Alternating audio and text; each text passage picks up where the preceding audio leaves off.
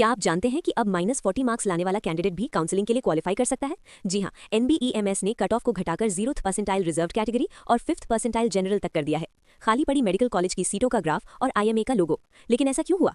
असल में काउंसलिंग के शुरुआती राउंड्स के बाद भी हजारों क्लिनिकल और नॉन क्लिनिकल सीटें खाली रह गई थीं।